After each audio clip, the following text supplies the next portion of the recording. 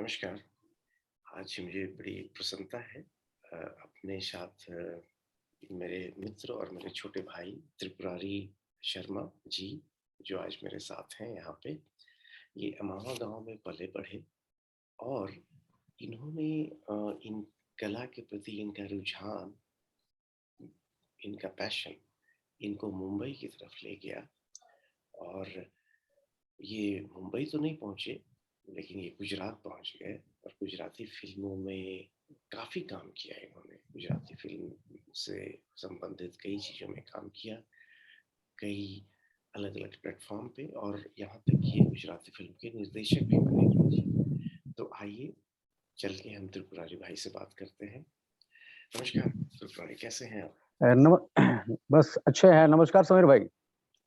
तो तो फिर अभी बताएँ, अभी आप गाँव पे ही हैं, मावल में ही हैं आप?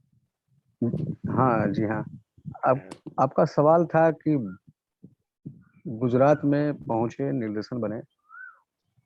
बचपन से ही हमें शौक था, कला से जोड़ने का।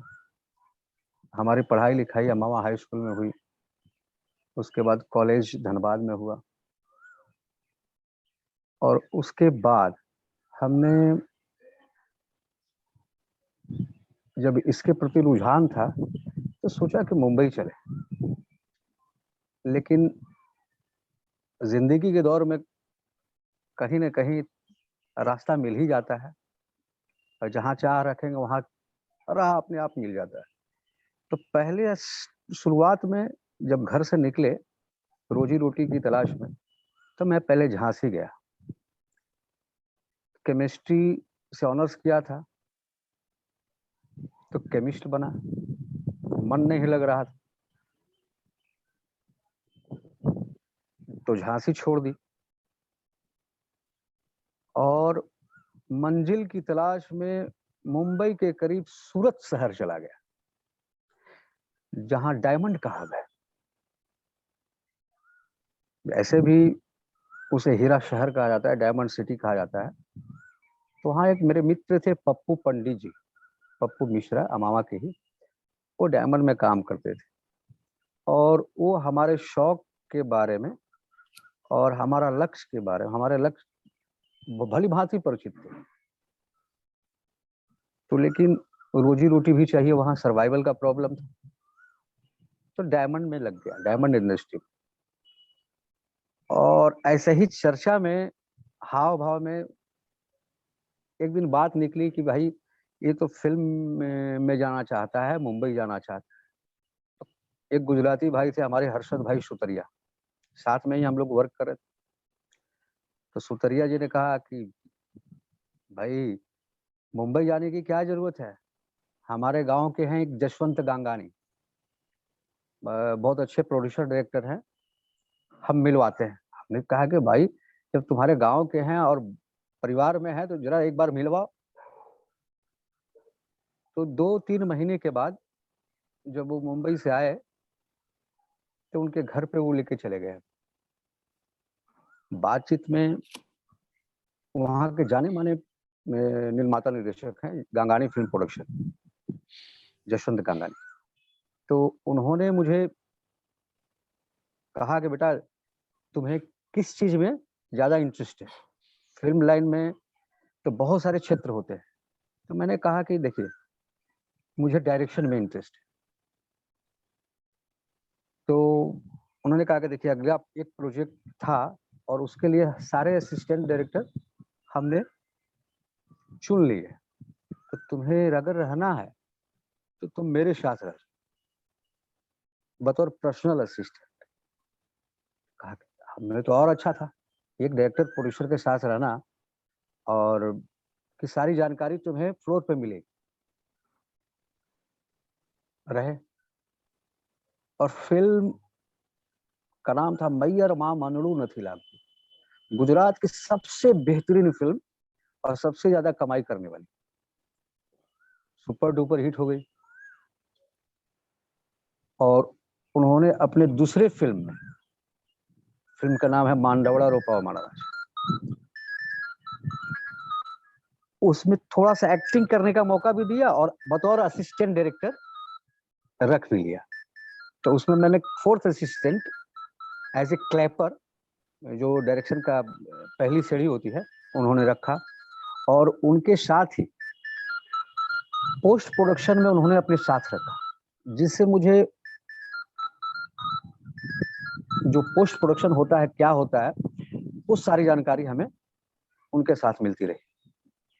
उनका बहुत बड़ा योगदान रहा। फिर उनकी अगली फ़िल्म में मैं as a chief assistant director बना। इसमें पोस्ट प्रोडक्शन इंचार्ज रहा। और उसके बाद हमारा दौर शुरू हो गया। उन्हीं के बैनर में सनातन धर्म करके एक आता है, सनातन करके, धाम करके, माखन चोर करके एक टाइटल था। तो अपने ही बैनर में मुझे एज़ ए डायरेक्टर रखा। वहाँ पुरुषोत्तम महाराज का बहुत काफ़ी प्रचलन है और बहुत बड़े संत रहे हैं। तो उन्हीं की गीतों का संग्रह लेकर के एक एल्बम हमने तैयार किया था और गांगानी फ़िल्म प्रोडक्शन से ही बना था। और फिर क्या था कि फिर सीरियलों का दौर चला और आज हमें जानते हैं कि देखिए असफलता तो हम जैसा मेहनत करेंगे, परिश्रम करेंगे, होना ही होता है। कोई सफल होता है, कोई असफल होता है। अगर मैदान में जाते हैं तो हार-जीत होती है। लेकिन हमें कुछ कारणवश मुंबई तो 14 साल रहे, काफ़ी अच्छे बैनर में किया और सीरियल भी की, जी के साथ किया, सोनी के साथ किया, इवेंट भी किए, जानकारी हुई, जी। काफ़ी अध्ययन किया। मैं पूछना चाहूँगा कुछ ख़ास यादें, कुछ 14 साल काफ़ी लंबा समय होता है, तो कुछ ख़ास आपको उपलब्धियाँ क्या-क्या आप फिर उसके बारे में कुछ बताएँ आप? हाँ, गुजराती में जब गुजराती तो काफ़ी फ़िल्में की मैंने, बतौर असिस्टेंट, चीफ असिस्टेंट, एसोसिएट। 2-3 फ़िल्में डायरेक्ट की थी मैंने। स्वर्ग थी सुंदर गुजरात, वीर पोटला वाला, एक कम बजट की फ़िल्में थी। बीच में अभी 4 साल पहले पूरा प्लानिंग किया था, एक रूप टूक करके फ़िल्म आई थी, बड़ी बजट की थी। पूरा डिज़ाइन किया, मैं डायरेक्टर था। लेकिन कुछ चीज़ें ऐसी होती है समीर भाई, इस फ़ील्ड में कि प्रोड्यूसर अगर अनभिज्ञ है और निरक्षर है इस फ़ील्ड के लिए, और फाइनेंसर तो उसकी बात सुनता है, लेकिन डायरेक्टर चाहता है उस फ़िल्म को अच्छा बनाने की। तो अगर कुछ बात नहीं बनती है प्रोड्यूसर और डायरेक्टर में आगे जाकर के, कुछ स्वार्थपन आ जाता है, तो उसके कारण हम उस फ़िल्म को छोड़ दें। 2 साल पहले की बात। और उसके बाद फिर हम घर चले आए। एक ही त्रिपुरारी भाई। एक याद है। हाँ, एक एक मैंने, देखिए हम डायरेक्शन भी कर किए, पोस्ट प्रोडक्शन भी किए, राइटिंग भी की, तो अलग शेड्यूलिंग भी की। तो जानकारी तो सारी है। और एक इवेंट मैनेजमेंट किया था मैं आपको, जो अमिताभ बच्चन जी के साथ, राज ग्रीन ग्रुप था प्रॉपर्टी का और सूरत का था। तो उसका हिस्सा हम रहे। अमित जी को देखे थे पहली बार। तो सबकी ख्वाहिश होती है फिल्म इंडस्ट्री में कि भाई अमित जी के साथ काम करें। तो फिल्म में काम तो नहीं किए थे, लेकिन इवेंट में काम अच्छा। मुझे एक चीज़ बताएँ, आप मगही कलाकार रहे हैं और किए। जी। तो एक मगही कलाकार का गुजराती फ़िल्म में डायरेक्ट करना, जहाँ पे डायलॉग गुजराती में है, जहाँ पे संवाद गुजराती में है, जहाँ पे सारा कुछ कॉन्सेप्ट जी। गुजराती है और आप नवादा जिले इस क्षेत्र से रहे हैं और वो बिल्कुल अलग एक संस्कृति, अलग कल्चर, अलग बैकग्राउंड। ये कैसा, इस चैलेंज को आपने कैसे फेस किया? बहुत अच्छा सवाल है। जब ये जब मैं सूरत में था, तो सूरत का की भाषा जो थी वो हिंदी और गुजराती थी। तो गुजराती और हिंदी दोनों मौसेरी बहन है भाषा। आप बहुत कम समय में गुजराती सीख जाएंगे। हमने वहां रह के काफी अध्ययन भी किया, उनकी पुस्तकों का भी अध्ययन किया। जैसे झवेरचंद में कहानी, वहां के बहुत अच्छे राइटर थे, बहुत एक जमाने, बहुत सारी पुस्तकें उनकी आती है। और अध्ययन से ये हुआ और लोगों के साथ मिलते जुलते रहे। गुजरात के अंदर, काठियावाड़ के अंदर, सौराष्ट्र के अंदर, आपको कच्छ भुज के अंदर, तो वहाँ अलग अलग कल्चर होते हैं, लेकिन अपनापन इतना अच्छा होता है ना, मैंने उनकी भाषा में, तो उनके होते चले गए। मैं कहने का यहाँ पे मतलब ये है। पूछना चाहूँगा भाई कि ये जो गुजराती भाषा है वो आपने उस स्क्रिप्ट में पढ़ा उसको पढ़ा, या वो हिंदी में ही पढ़ते थे उसको, जो गुजराती लिखा हुआ है, कि नहीं उस नहीं, मैं स्क्रिप्ट गुज गुजराती में ही पढ़ते गुजराती में ही पढ़ते थे, यानी गुजराती सीखने थे। में कोई ज़्यादा मुश्किल नहीं आई? नहीं ना, ज्यादा अच्छा। मुश्किल नहीं हुई, हुँ, हुँ। और बहुत अच्छी लैंग्वेज, अच्छा, अच्छा, अच्छा। हुँ, हुँ। अपने मगही जैसी। अच्छा। जैसे जैसे मगही और गुजराती में क्या समानता आपको दिखी, कहाँ? उसके बारे में बताएँ। कल्चर जो है ना, संस्कृति हमारी, बड़ों का आदर करना, चाहे जो भी संस्कृति हमारी संस्कार में जो है, वो गुजरात में भी सेम है। अच्छा। माँ बाप, हाँ, माँ बाप को कैसे से रखते हैं, कैसे सेवा करते हैं, जो सारी चीजें, एक शादी ब्याह तक की, शादी ब्याह का कल्चर, चाहे मरनी जीनी का कल्चर, लगभग सेम हो जाता है। बहुत आसान होता है कोई चीज ओके, सीखने में। बिल्कुल। तो तो फिर मैं अगले ये जानना चाहता हूँ कि अ, आपने फ़िल्म डायरेक्शन जब आप कर रहे थे, पहला फ़िल्म आपने कौन-सा डायरेक्ट किया था? और वो कैसे अवसर मिला? आपको अपॉर्च्युनिटी किसने दी? क्योंकि जिसने भी हम्म, आपको फ़िल्म डायरेक्शन के लिए बोला होगा, वो जानता होगा कि जी, आप गुजराती हाँ हाँ, गुजराती बैकग्राउंड से हाँ रहे हाँ हैं, हाँ। तो वो एक छोटा-सा रिस्क रहा होगा माँ, आपके लिए। जी हाँ, माधव स्टूडियो का घनश्याम भाई बलर करके, तो वो जानते थे कि गंगानी फिल्म प्रोडक्शन में है, और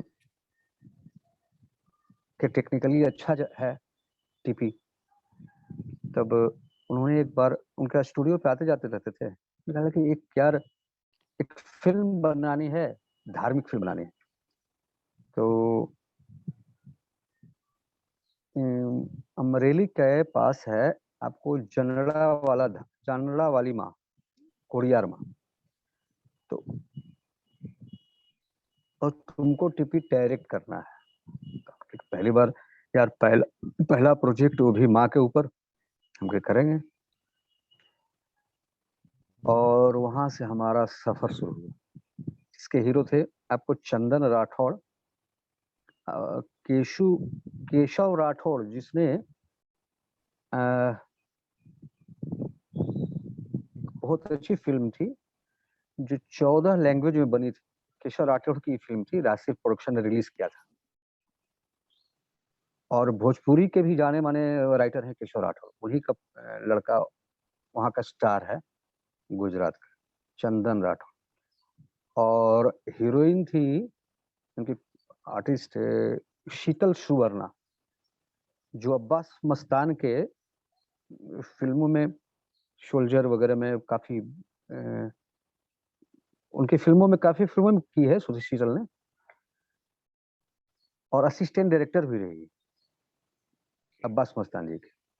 तो वो हीरोइन थी। और पूरी टीम नई थी, मैंने पूरी टीम नया नया खड़ा किया था, क्योंकि डायरेक्टर भी नए थे। कैमरामैन आज बहुत अच्छे कैमरामैन है, अरविंद सिंह पुआर, जो इंडस्ट्री के, बॉलीवुड के अच्छे कैमरामैन में गिने जाते हैं। तो उनकी भी पहली फिल्म थी, हमारी ही पहली फिल्म थी। हम दोनों, बड़ा मजा सफर रहा। तो त्रिपुरारी एक चीज़ जानना चाहता हूँ, उसमें बहुत जब आप डायरेक्शन करते हैं, तो बहुत बहुत सारी चीज़ें, टेक्निकल चीज़ें होती हैं, फिर स्टोरी लाइन होती है। उसके बारे में थोड़ा लोगों को बताएँ कि बहुत हमारे क्षेत्र के लोगों को बहुत कम जानकारी है। जिज्ञासा बहुत है, लेकिन जानकारी जी। बहुत कम है कि टेक्निकल चीज़ें क्या-क्या होती हैं। एक डायरेक्टर होने के नाते आपको सब कुछ देखना पड़ता है, सारे सारी विधाओं में। तो उसमें उसके बारे में थोड़ा प्रकाश डालें आप। जी हाँ, समीर भाई, आजकल का दौर जो है कि काफ़ी डिजिटल हो चुका है और थोड़ी बहुत जिसे अधजल गगरी छलकर जाए वाली बात होती है, ये लिटिल नॉलेज इज़ डेंजरस जैसे उसी का बोलते हैं। तो बहुत सारे ऐसे डायरेक्टर आपको मिलेंगे जो चापलूसी करना जानते हैं, लेकिन चापलूसी से भी एक अलग चीज़ है जानकारी। तो जिनके पास जानकारी है वो अच्छी फ़िल्म बनाएगा ही, चाहे वो कहीं भी रहेगा, वो चापलूसी नहीं करता है। अब फ़िल्म इंडस्ट्री में चापलूसी और गुटबंदी बहुत ज़्यादा चलती है। तो मैं आपको आपने बहुत अच्छा सवाल किया कि डायरेक्शन कोई छोटी-मोटी चीज़ नहीं होती है। आप जिस ऑडियंस के लिए बना रहे हैं, उस ऑडियंस तक आपकी बात सही ढंग से कैसे पहुँचे? जो टाइमिंग में आपने डिसाइड किया, जैसे डॉक्यूमेंट्री, तो उसका अलग है, टेलीफ़िल्म है, उसका अलग है, फीचर फ़िल्म का उसका अलग है और सबके डायरेक्शन अलग-अलग होते हैं। अलग-अलग फ्रेमिंग होती है, अलग-अलग एडिटिंग उसके हिसाब से होती है और राइटिंग भी, स्क्रिप्टिंग भी सबके अलग-अलग होते हैं। आप किस ऑडियंस के लिए बना रहे हैं और वहाँ क्या डायरेक्ट करना है, कैसे डायरेक्ट करना है, उसके हिसाब से चलता है।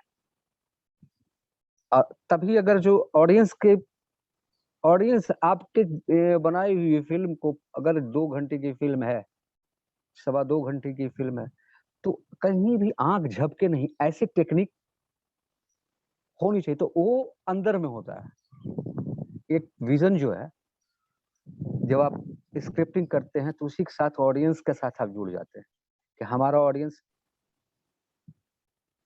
इस विज़न को देखने के बाद वो कैसा महसूस करेगा। तो उसके हिसाब से सारी टेक्निकल चीज़ अपने आप टेक्निक टेक्निक तो क्या है, आपकी बातों को और ऑडियंस की बात को बहुत ईज़ी वे में टेक्निक जहाँ आप गड़बड़ होते हो इमोशनल से सेंटीमेंट से, तो वहाँ टेक्निक का सहारा लेते हैं। अच्छा। और क्योंकि ये डायरेक्शन जो होता है, पहले तो राइटिंग होती है प्री प्रोडक्शन में किसी प्रोजेक्ट का। तो वो राइटिंग जो होती है वो डायरेक्शन पॉइंट ऑफ व्यू से लिखी जाती है स्क्रीन पे और जो डायरेक्शन होता है वो ऑडियंस को ध्यान में रखते हुए सारा ग्राफ ऑडियंस क्या देख रही है, तो उसके डायरेक्शन जो होता है वो एडिटिंग पॉइंट ऑफ व्यू से होता है कि हमारा ये है और एडिटिंग जो होता है वो ऑडियंस पॉइंट ऑफ व्यू से होता है। व्यू तो ऑडियंस का ही, तभी आप सक्सेस होते हैं, नहीं तो नहीं होते। तो अ, कलाकारों के साथ आप कह रहे थे बड़ा मज़ा आया, लेकिन कोई दिक्कत नहीं आई कि वहाँ पे गुजराती फ़िल्म कलाकारों ने ये नहीं सोचा कि यार ये बिहार से मघी, खैर वो मघी के बारे में तो नहीं जानते होंगे, लेकिन ये बिहार का आदमी है, ये क्या हमें बताएगा? कुछ वैसी कोई दुविधा तो सामने नहीं आई उन लोगों की तरफ से? हाँ, और एक बात बताना हम भूल गए, वो फ़िल्म जो थी हाँ, मुझे ऐसा लग रहा है कि वो फर्स्ट डिजिटल फ़िल्म अच्छा। गुजरात की, फर्स्ट डिजिटल फ़िल्म। लोग वो प्रोड्यूसर लोग, डायरेक्टर लोग उसको बड़ा क्या बोलते हैं? कहते थे कैसे डिजिटल में आ रहा है? कैसे क्या है डिजिटल? क्या है डिजिटल? क्योंकि उसके पहले जो होती थी गुजराती फ़िल्म तो 70 एमएम और 60 एमएम पे शूट करते थे होते थे। हमने 70 एमएम में काफ़ी काम किया। 16 एमएम में काम ही नहीं किया, डायरेक्ट फिर डिजिटल में आ गए थे। तो जब से डिजिटल में आ गए, वो भी 70 एमएम के फ्रेम और उस फ़िल्म को मुझे याद है कि आशिक बनाया आपने के जो प्रोड्यूसर थे, बाला भाई। अच्छा हाँ, बाला भाई ने खरीदी थी। शायद रिलीज किए होंगे तो मुझे आइडिया नहीं है। फिल्म देखने के बाद कहे कि नहीं है, ये फिल्म तो हम ले लेंगे। बाला भाई पटेल कर। तो अभी चलते हैं। तो ये फिर ये जो सफर रहा, कहीं पे जाके थोड़ा क्या चैलेंजेस आए बाद में, कुछ शुरू शुरुआत में जैसा चला, तो फिर आगे चल हाँ के। तो हाँ, जब बॉम्बे में थे बॉलीवुड में। अच्छा, बॉलीवुड में आप थे? बॉलीवुड में कुछ कुछ हाँ, फिल्मों में काम बॉलीवुड में तो काम रहे किया? ही हैं 14 साल। नहीं, मैं समझ रहा हूँ कि गुजराती फिल्म से फिर आप मुंबई भी गए थे। तो देखिए प्रोसेस, गुजराती फिल्म में लैंग्वेज चाहे कोई भी हो, हाँ हाँ। चाहे भोजपुरी हो, चाहे गुजराती हो, चाहे तमिल हो, चाहे कन्नड़ हो। तमिल और कन्नड़ का एक पेरियार में है, आपको चेन्नई के पास उसका स्टूडियो वगैरह। वहाँ रामोजी राव का भी है हैदराबाद में। तो उनका अलग अलग हो जाता है, लेकिन हमारा जो है यहाँ या पंजाबी ही बना रहे हो, माने उत्तर गुजरात के, उत्तर भारत के जो भी लैंग्वेज की फिल्में बनती है, तो सारा पोस्ट प्रोडक्शन मुंबई ही होता है, ओह अच्छा। बॉलीवुड में ही होता है। अच्छा अच्छा। शूटिंग आप कहीं भी कर सकते हैं। हाँ हाँ। शूटिंग तो आप गुजरात में करते हैं तो गुजराती लैंग्वेज है, वहाँ के आर्टिस्ट हो जाते हैं। अगर हाँ हाँ। मुंबई में भी बहुत सारी गुजराती फिल्में अभी बन रही है। ओके। लेकिन पोस्ट प्रोडक्शन कहने का मतलब आप कह रहे हैं कि उसकी एडिटिंग या बाकी सारी चीजें जो होती होगी। हाँ जी, पोस्ट प्रोडक्शन में सबसे पहले क्या है, अब तो बहुत इजी हो गया। पहले जब हम 535 पर कैमरा पे शूट करते थे, वो बहुत भारी होता था, 60-60 किलो, 40-50-50 किलो, जो कैमरा में उठाते उठाते थक जाते थे। एरी एरी कैम पे शूट होता था। अब तो बहुत अच्छा है, डिजिटल कैमरा बहुत सारे आ गए हैं। पहले 2K रेजोल्यूशन पे होता था, फिर 3K हो गया, फिर 4K हो गया, ये 5K पे होता है। उसके पहले क्या होता था कि पहले रील कट चलता था पूरा। अब पूरा मैगजीन जो है, वो जैसे शूट हुआ, वो लेके लैब में गए।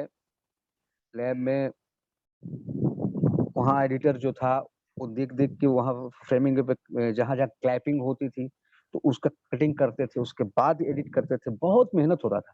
अब तो बहुत इजी हो गया है एडिटिंग। एडिटिंग के बाद जो है डबिंग होता है।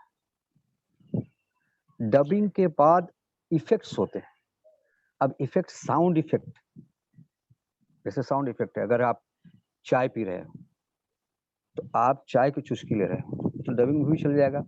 या तो रख रहे हो, जैसे चाय की ग्लास आप अगर टेबल पर रख रहे हैं, तो टेबल पे जो आवाज आती है, अच्छा तो वो उसको साउंड इफेक्ट। अच्छा। वो डबिंग के बाद किया जाता है।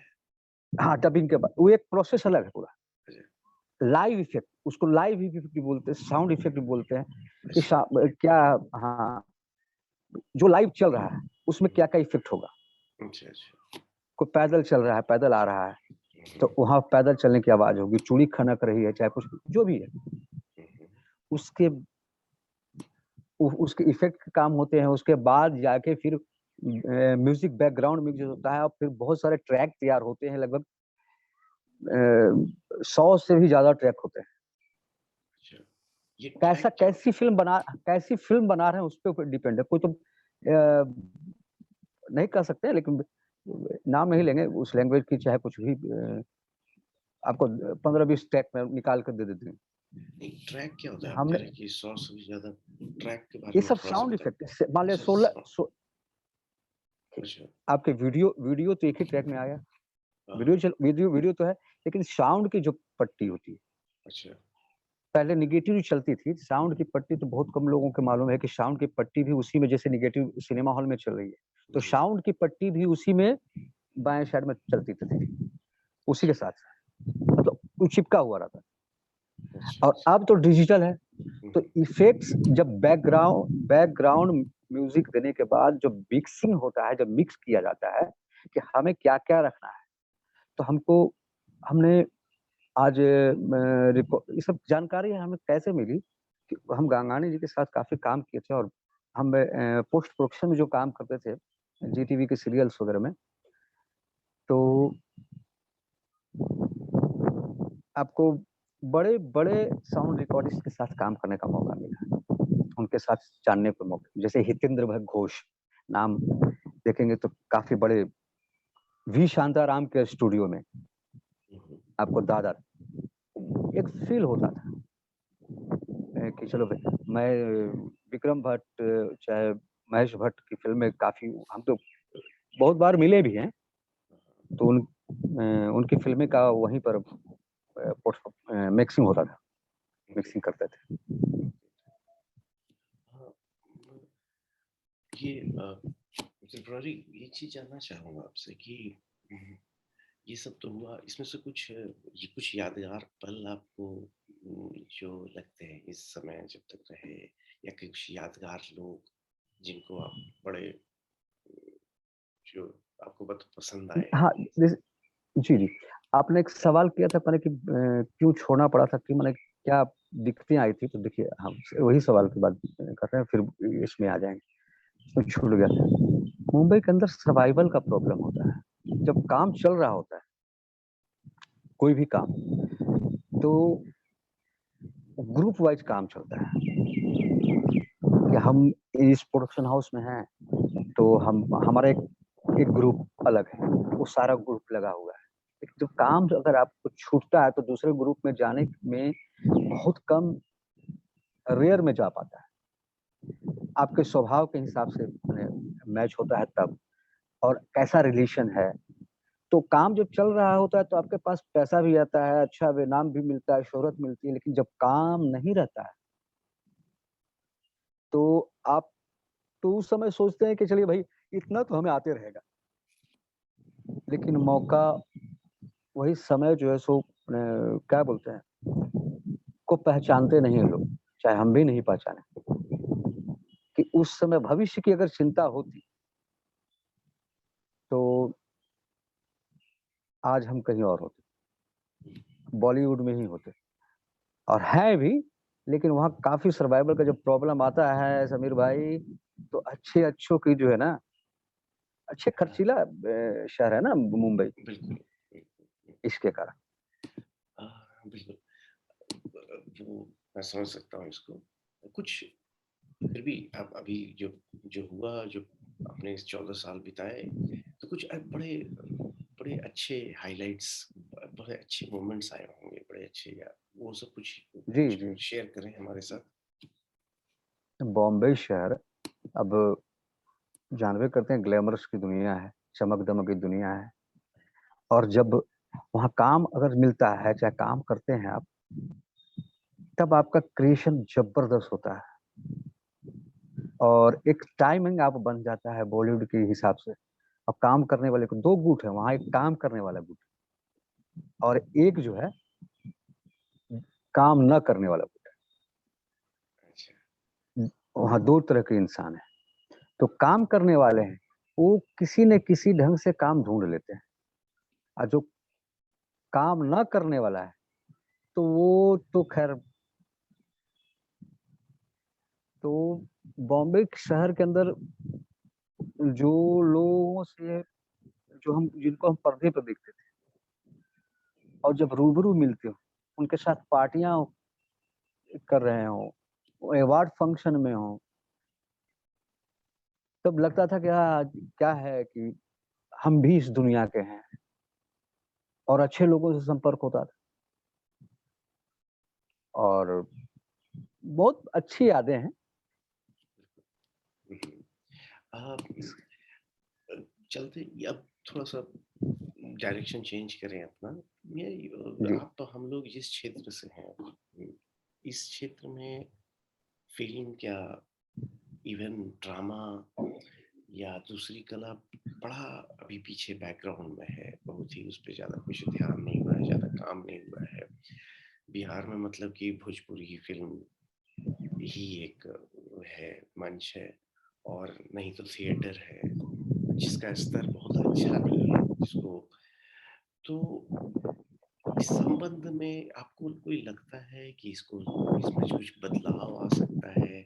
एक समय ऐसा आएगा जब मगही में भी एक अच्छी फ़िल्म बन जाएगी और क्योंकि मुझे लगता है कि यहाँ टैलेंट की कमी तो नहीं है, बस वही है कि कुछ कोई मंच ही नहीं बना आज तक। सही बात कहा। ए, अभी आप एक रिलेशन के ही है हमारे यहाँ, पंडित जी हैं। उनकी उनका लड़का, वो हमारे साथ बॉम्बे में ही रहते थे, पत्रकार हैं। उनका लड़का भी बहुत, जब हम थे वो तो बहुत छोटा था, और ऐसे ही खिलाते थे उसको बहुत अच्छे ढंग से। और अभी हिचकी में रानी मुखर्जी के साथ काम किया हुआ था, और सुष्मिता सेन के साथ धर्मा प्रोडक्शन और यशराज प्रोडक्शन के काफी फिल्म उसकी आ रही है, आपके मगही के भी वो लड़का। हम लोग ऐसे ही मिलजुल कर जब बातें करते थे कि जैसे आपने सवाल किया ना, बहुत अच्छा सवाल किया है, लेकिन यहाँ का कलाकार चाहता तो है, लेकिन उस स्तर पे जाने के बाद बैकफुट होना पड़ता है। मैंने कहा सर्वाइवल का प्रॉब्लम। देखिए, सबको अपनी रोजी रोटी चाहिए, आर्थिक युग है, जानकारी तो कोई लेकर पैदा नहीं होता।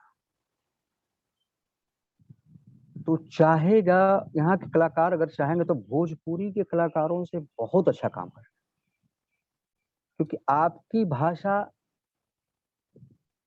इतनी अच्छी है कि उस, और आपकी संस्कृति इतनी अच्छी है कि आप पूरे वर्ल्ड में छाए हुए हैं। भोजपुरी अपनी लैंग्वेज है, बिहार का लैंग्वेज है। तो मागधी से 3 लैंग्वेज निकली थी, मगही, भोजपुरी और अवधी, शायद मैथिली भी। तो ये जो मगही लैंग्वेज इतना प्यारा है, और इस पे कोई काम अभी तक, बहुत कम काम, रेयर केस में हुआ है, और इसका फैलाव पूरे वर्ल्ड के अंदर है। तो हम चाहते हैं, जैसा आपने कहा कि हमारी इच्छा भी होती है कि इस लैंग्वेज को कैसे हम लेके जाएं, यहाँ के कलाकारों को कैसे लेके जाएं। तो हमने एक बहुत अच्छी कहानी लिखी है, जो आपने कुछ दिन पहले आपसे डिस्कस किया था, कि जब यहाँ शूटिंग होगी उस चीज को, तो यहाँ के कलाकार ऑटोमेटिक उसको प्रोत्साहन देंगे, और उत्साह से उसको काम करें, उसमें काम करेंगे, तो उसमें लालसा जगेगी। अगर ऐसे इवेंट यहाँ होंगे, तभी यहाँ के कलाकारों का मनोबल बढ़ेगा। हमारे कहने का मतलब ऐसे इवेंट, और इसमें सरकारी बढ़ावा भी देना, सरकार चाहे तो इसको बढ़ावा दे सकती है, लेकिन तो एक सिर्फ खाना पूर्ति के लिए रह गई है। इसके विभाग भी हैं, मगही भाषा के विभाग भी है सरकार में, लेकिन सिर्फ खाना पूर्ति पर पेपर पे रह गया है। त्रिपुरारी, मैं ये जानना चाहता हूँ कि गांव स्तर पे, क्योंकि यहाँ पे अभी भी गांव स्तर पे कलाकारों को आपको कैसे लगता है कि प्रोत्साहन देने के लिए, क्योंकि आप प्रोत्साहन नहीं देंगे तो वो कला का विकास नहीं होगा, कला रहेगी नहीं, कला कलाकार के साथ वो कला भी खत्म हो जाती है। तो आर्थिक प्रोत्साहन बहुत जरूरी है बहुत जरूरी। इसमें। एज ए सोसाइटी, समाज के रूप में कैसे लोग वो आगे बढ़ सकते हैं, संस्थाएं बन सकती हैं, कैसे, आपको क्या लगता है इसमें, कुछ आपने कभी विचार किया है?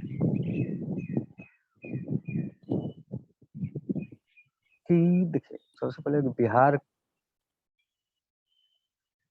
एक कृषि प्रधान देश है, राज्य, और यहाँ की इकोनॉमी उतनी अच्छी नहीं।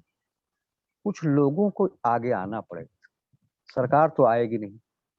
सरकार चाहेगी आना, चाह के भी नहीं आ पाती, क्योंकि उसके पास बजट नहीं होता। एक लैंग्वेज को, एक संस्कृति को, एक कल्चर को, क्योंकि आगे बढ़ाने का कार्य सरकार ही कर सकती है। बाकी सारे लोग जो फाइनेंसर है वो उसको सपोर्ट कर सकते हैं। तभी कलाकार और जब कलाकार आप आगे बढ़ेगा, कला आगे बढ़ेगी, तो संस्कृति अपने आप आगे बढ़ेगा। जब संस्कृति आगे बढ़ेगा तो संस्कार आएगा, संस्कार जब आएगा तो आप शिक्षित होंगे। बहुत बढ़िया। तो ये चीज यहाँ के सरकार को सोचना पड़ेगा, चाहे वो यहाँ की सरकार हो, या केंद्र की सरकार सोसाइटी हो, को। कहीं। बिल्कुल। हाँ, क्योंकि देखिए सबसे पहले क्या थी, बहुत सारी चीज आज का जनरेशन जो है सो बिगड़ता चला जा रहा है। ये चीज नहीं मिल पा रही, कला डेवलप विकास विकसित नहीं हो पा रही है। आपके लोकल कला जो क्षेत्रीय कला है कला और संस्कृति को जब तक आगे नहीं बढ़ाएंगे तो संस्कार आपका लुप्त होता चला जाएगा। अब पहले क्या था कि पुस्तक पढ़ने का जो एक आदतें होती थी, लाइब्रेरी में बैठ गए या स्कूल में ही या 4 लोगों के साथ पुस्तक पढ़ रहे हैं, 5 लोग कहीं भी बैठ के पुस्तक पढ़ रहे हैं। अब पुस्तक का समय नहीं रहा, अब रह गया मोबाइल का समय। तो आप मोबाइल में ही उसको कैसे लुभा करके अपनी कला को और संस्कृति को कैसे जिंदा रख सकते, वो सरकार का काम होगा। तभी तभी जनरेशन जो है आगे।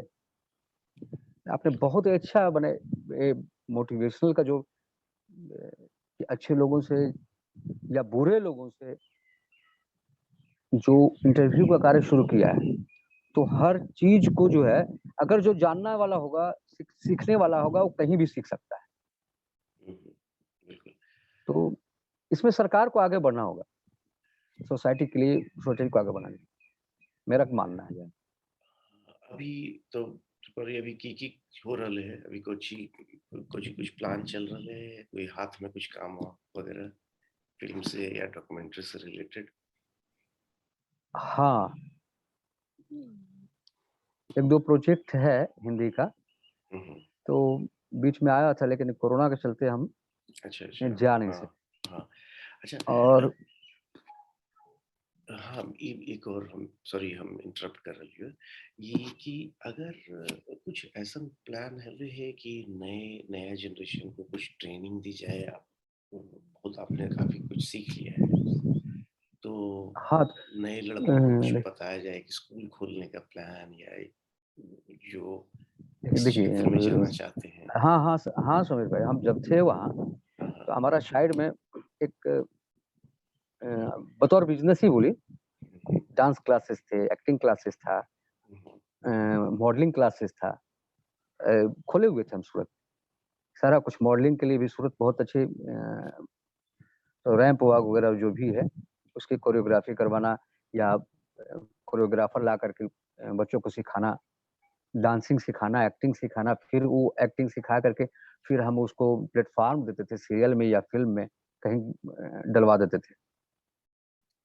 तो ऐसा अगर जो इंटरेस्टेड लोग हैं यहाँ, तो फ्री ऑफ कॉस्ट अगर कुछ जानने वाला ये लोग या इससे इंटरेस्टेड हो, तो हम उसको टेक्निकल चीज ऐसा बताएंगे कि जो कहीं भी किसी भी प्लेटफॉर्म पर वो अच्छा कर सकता है। कुछ ऐसे लोग हैं हमनी के इलाका में जो बोलते हैं कि यार हमारा पास एक कहानी हो, लेकिन एकरा फिल्म में कैसे बनाइए, ये कोई हमरा बता दे। ऐसा लोगों के आप मदद कर सकते हैं, मतलब यू कैन हेल्प। हाँ, हाँ, हाँ। सबसे पहले आपके माध्यम से मैं इतना बता देना चाहते हैं कि फिल्म की कहानी पहले इनके पास जो कहानी होती है वन लाइन स्टोरी होती है। वन लाइनर होता है मतलब एक पेज के अंदर, एक लाइन के अंदर उनका कंटेंट पूरा आ जाता है। फिल्म के लिए स्टोरी कि अगर फीचर फिल्म बनाना है तो उसके लिए फिर उसके बाद वन लाइन लिखी जाती है, स्क्रिप्ट स्क्रीन प्ले लिखी जाती है और स्क्रीन प्ले जो होता है डायलॉग के साथ वो लिखी जाती है और तब जाकर बाउंडेड स्क्रिप्ट होती है फिल्म के लिए। तो उसका लिखने का अलग तरीका होता है, कहानी तो सेम ही रहती है। अच्छा तो हाँ, वो बिल्कुल। चीज अगर सिखा देंगे तो स्क्रीन प्ले राइटर भी बन सकता है, कहने का मतलब। बहुत बढ़िया। ये सब और ये जी, हाँ, हाँ, बिल्कुल, कुछ कह रहे थे आप? तो अब उस कहानी को किस प्लेटफ़ॉर्म पे वो ले जाना है, जैसे आपने फीचर फ़िल्म, तो हर चीज़ का जो है ना जो स्क्रिप्टिंग होती है, जो कहानी लिखी जाती है, तो उसका अलग-अलग होता है कि आप किस प्लेटफ़ॉर्म पे लेके जा रहे हैं, आपका ऑडियंस क्या है, उसके हिसाब से। आप ओके, बतौर किताब में रखना चाहते हैं तो कहानी अलग होती है, उपन्यास अलग में होती है, टीवी में प्रसारित करना है, रेडियो में प्रसारित करना है, सबकी अलग-अलग एक लैंग्वेज होती है हाँ, हाँ, स्क्रिप्टिंग की। फीचर फ़िल्म की अलग होती है, डॉक्यूमेंट्री की अलग होती है, टेलीफ़िल्म की अलग होती है और ऐड की, एडवर्टाइज़ के लिए भी अलग होती है। कंटेंट सेम रहता है। अच्छा, हुँ, ठीक है।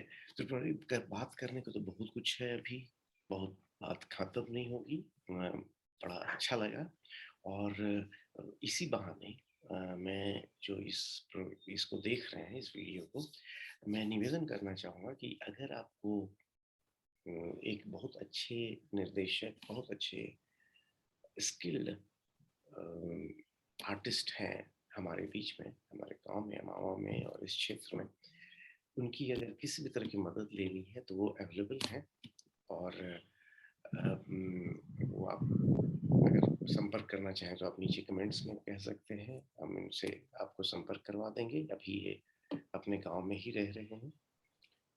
तो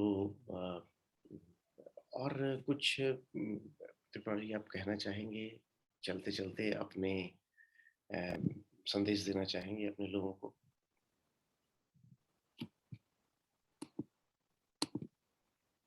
बताइए कुछ। ये जो बहुत प्लेटफ़ॉर्म लोग समीर भाई ने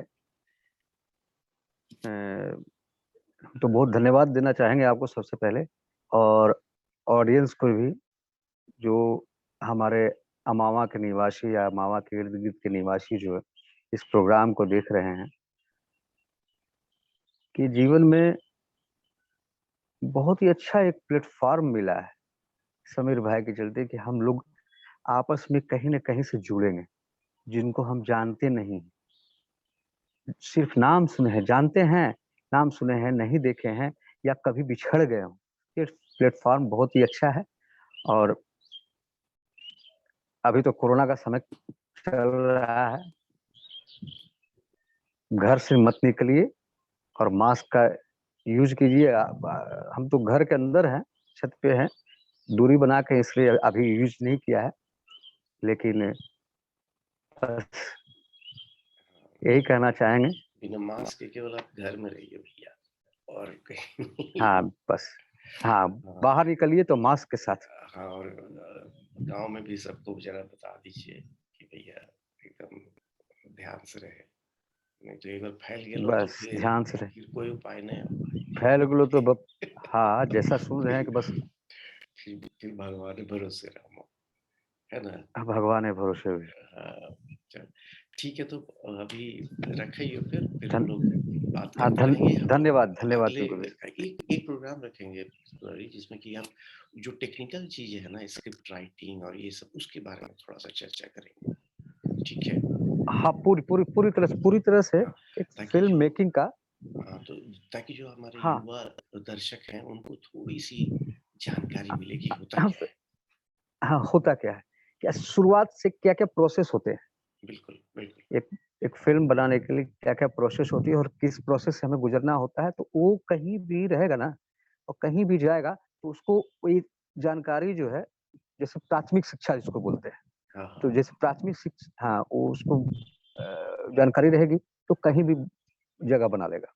बिल्कुल, बिल्कुल। अच्छी बात है तो अभी इस यहीं पे समाप्त करते हैं। तो ठीक धन्यवाद है भाई, भैया, थैंक यू। आप अपना ख्याल रखिए और सबका ख्याल धन्यवाद रखिए आप भी। आस-पास में। आप भी दिल्ली में हैं, संभल के बिल्कुल, निकलिएगा, नहीं निकलिएगा तो अच्छा है। नहीं, नहीं, वो हम लोग ध्यान रख रहे हैं पूरी तरह से और ईश्वर की सब पे कृपा बनी रहे। इसी के साथ ठीक है भैया। नमस्कार, धन्यवाद।